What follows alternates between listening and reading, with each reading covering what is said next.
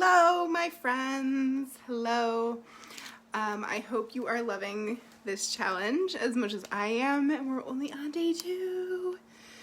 It brings me no end of joy to see all of you who are participating vocally. I know there are some of you who are participating more quietly, more privately, and I just adore it. Please say hi if you're here, or if you're watching the replay, let me know. I love to know that you're here with me, and feel free to pop in with questions or comments at any time. So today's prompt, day 2, was to write a list of 5 things that you love about yourself. And some of us are going to find this easier, some of us are going to find this harder, depending on the day. Hey, Amy. Depending on where we are in our personal development and the work that we've put into this. So for me, this day was actually pretty easy because I've spent a lot of time over many years focusing on my self-love and my self-worth.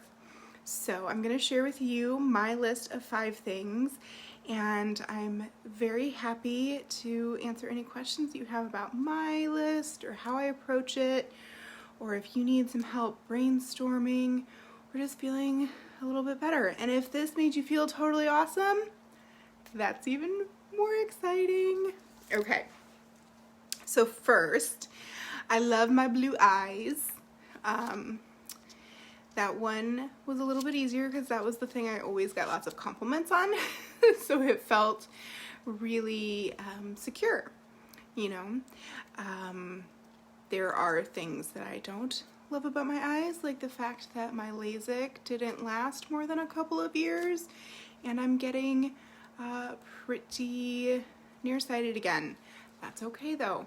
They're pretty and they're working, and there's no nerve damage to them, which was a very exciting thing to find out back in January, I think. Second thing, I've got my little post-it list. I haven't done my journaling about it, but I did make my list. And I haven't done my journaling yet. Always add that yet, because then you're growing. You've got room to grow there. That's called the growth mindset. So my determination. I can be very determined when I have a thing that I want or that I want to do, and you know, I get it done. It's not always easy. It's not always pretty. There may be tears or lots of grumpiness, but I keep going. And so I really like that about myself. I love that about myself. I love my smarts. I am a smart girl. I love intellectual curiosity. I love learning things.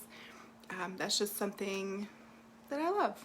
I love knowing that I know a lot of stuff, and I love kicking Jeremy's ass in trivia every single time. That doesn't really dovetail really well into number 4, which is I love my compassion. I do have a lot of compassion for Jeremy losing trivia, or that may be the one area I don't have much compassion. But I have a lot of compassion, particularly with those people that I love, like my clients and like all of you. I cry quite easily at other people's stories, and I think that's partly because I have an abundance of compassion, and so I choose to celebrate that, and I love it about myself. And then the 5th thing that I wrote down is that I love the passion that I have for the things that I love.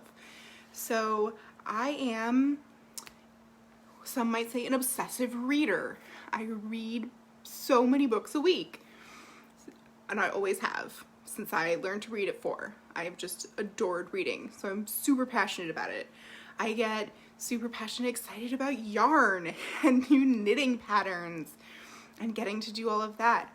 I am super passionate about coaching and helping women love themselves and feel better and create these lives that they dream of, and that a client of mine once described as she just wanted a life she didn't daydream about escaping, which yes, like, and she's got that now. So Yay.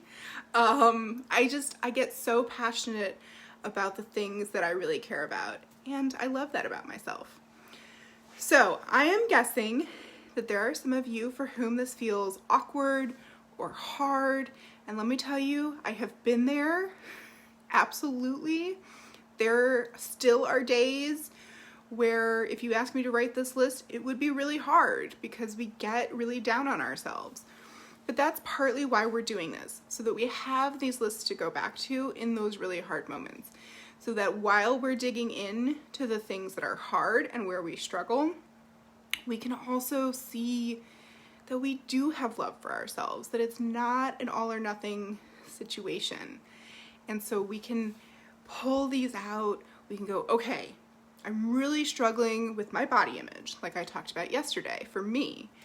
But I know that I love these 5 things, and I can rely on those 5 things to bring out the love I have for myself. So think about it like that. If it's hard to think of one of these things, if you're having trouble coming up with your list, also you can ask for help. You can ask me and I can help you brainstorm. You can ask a friend or a family member, because a lot of times people see us in our most radiant, inspiring versions, right? And so maybe your friend can say to you, oh my gosh, you are so great at your job and you approach it with such dedication and compassion, and you're such a helper, and you hadn't even thought about it because it's just what you do. You just show up day in, day out, right? And it's like, well, that's not true. That's not what everybody does. That is something to love about yourself. Maybe, it's the fact that you're really good at keeping a neat and organized home, and that feels really good to you because you don't like clutter. That is something to love about yourself. There's just an abundance of things to love about yourself, and while today you may not be able to look at everything and go, yep, love that about myself, because you know what? I still don't, and I've been doing this in therapy and coaching for many years, and that's okay. We're all a work in progress. But you, I know, can think of more than 5 things. So just really spend some time, and if it's not today, if it doesn't come for you today, that's okay. Maybe it'll be tomorrow. Maybe it'll be another prompt next week that turns it into something else for you. Maybe you're gonna see some new qualities. Maybe the fact that you're showing up for yourself, that you're willing to get in here and do some hard work with me, that's something to love about yourself. So if you're watching on the replay, or you come back to this later and you have questions, or you're having a bit of a difficult time and you want some help, please reach out, tag me, let me know. I'm so happy to help you. That's why I became a life coach. I love this stuff so much. So please don't hesitate to reach out to me. And don't forget to post your experiences. You can be as vulnerable and as personal as you want to be, or you can just talk about the less personal side of things and be less specific, but still talk about your experience with the prompt and how it felt to sit down and think about 5 things that you love about yourself. You'll be entered into weekly prize drawings. I am keeping track of everyone who posts each day. And if you want to post about yesterday, today, that's okay. Post about the prompt when you get to it. That's totally acceptable. So I hope everyone's having a great April 2nd. I hope nobody got pranked on April 1st. I think let's just get rid of April Fool's Day. I don't know where that came from, but I don't like it. And let's stick to it. You all are doing an amazing job. Love that about yourself.